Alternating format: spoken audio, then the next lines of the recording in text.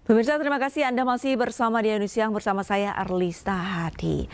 Nekat mempromosikan judi online sambil live dengan tanpa busana. Perempuan di Kota Balikpapan diamankan pihak kepolisian. Pelaku dijerat Undang-Undang Pornografi dan Informasi serta Transaksi Elektronik atau Undang-Undang ITE.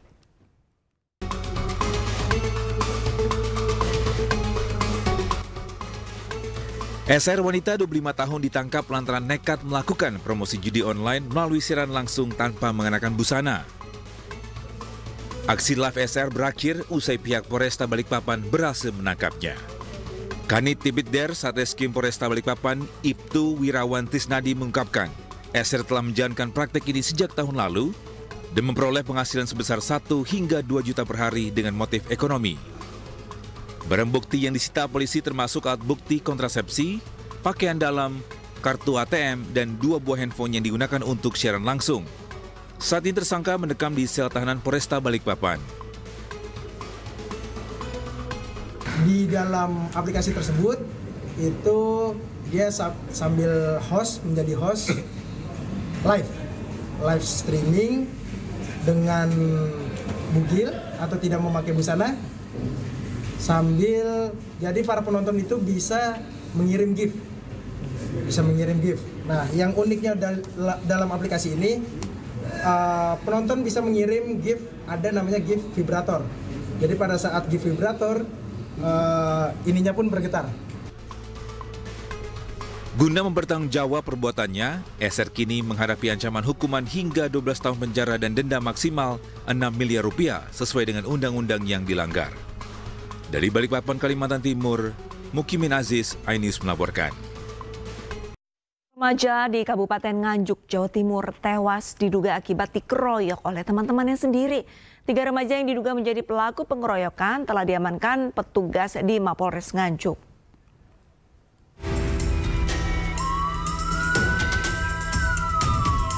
Korban M usia 16 tahun remaja asal Kelurahan Kramat, Kecamatan Nganjuk, Kabupaten Nganjuk, Jawa Timur meninggal dunia akibat dikeroyok oleh teman-temannya sendiri. M menderita luka parah di bagian kepala dan tangannya diduga akibat dikeroyok oleh teman-temannya. Belum diketahui pasti motif pengeroyokan tersebut hingga mengakibatkan korban meninggal dunia. Setelah disemayamkan di rumah duka, jenazah M langsung dibawa ke makam Kelurahan Kramat untuk dikebumikan. Keluarga korban mendapat kabar pertama kali dari keluarga para pelaku pengeroyokan. Mereka memberitahukan bahwa korban menderita luka parah dan posisinya sudah dirawat di RSUD Nganjuk. Setelah dirawat oleh tim medis, M menghembuskan nafas terakhirnya. M merupakan remaja putus sekolah. Sehari-hari korban sering mengamen di perempatan jalan bersama dengan para pelaku. Terluka dari siapa? Dari keluarga tersangka.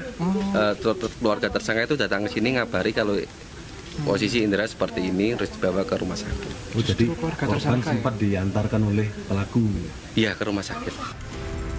Tim kepolisian telah menangkap terduga pelaku penganiayaan. Ketiganya adalah MFA, usia 20 tahun, warga Loceret, Kabupaten Nganjuk, KA, usia 22 tahun, warga Desa Kates, Nganjuk, dan AQR, usia 16 tahun, asal Desa Ngerengket, Kecamatan Sukomoro, Kabupaten Nganjuk. Polisi kini masih melakukan pemeriksaan intensif terhadap ketiga remaja tersebut. Viral di media sosial, seorang bocah di Cianjur, Jawa Barat terjebak di tengah-tengah aliran sungai saat terjadi air bah. Beruntung korban berhasil dievakuasi dengan selamat 1 jam kemudian.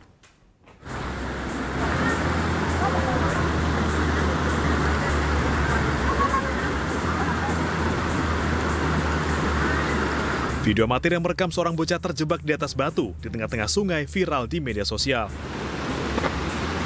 Korban terjebak air bah saat berenang bersama 6 temannya di Sungai Cikundul, Cianjur, Jawa Barat. Air bah yang datang tiba-tiba membuat bocah-bocah tersebut panik. 6 bocah berhasil menyelamatkan diri, namun korban tidak sempat meraih daratan. Evakuasi korban berjalan dramatis di tengah derasnya arus sungai. Kebetulan pada saat berenang tersebut, tiba-tiba datang air bah. Kalau bahasa Sundanya itu caah gitu. Nah, kaget mereka. Selanjutnya yang 6 itu sudah langsung ke pinggir, yang 1 itu atas nama Mujib terjebak di batu di tengah sungai.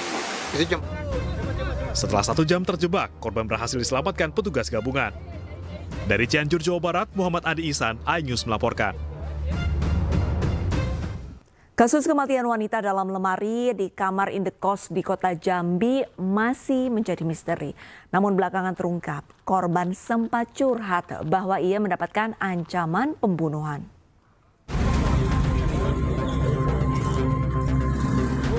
Kepolisian dari Polsek Jambi Selatan terus menggali keterangan dari orang-orang terdekat Resti Widya alias Feby, wanita asal Jawa Barat yang ditemukan tewas dalam sebuah lemari di kamar kosnya di Jambi.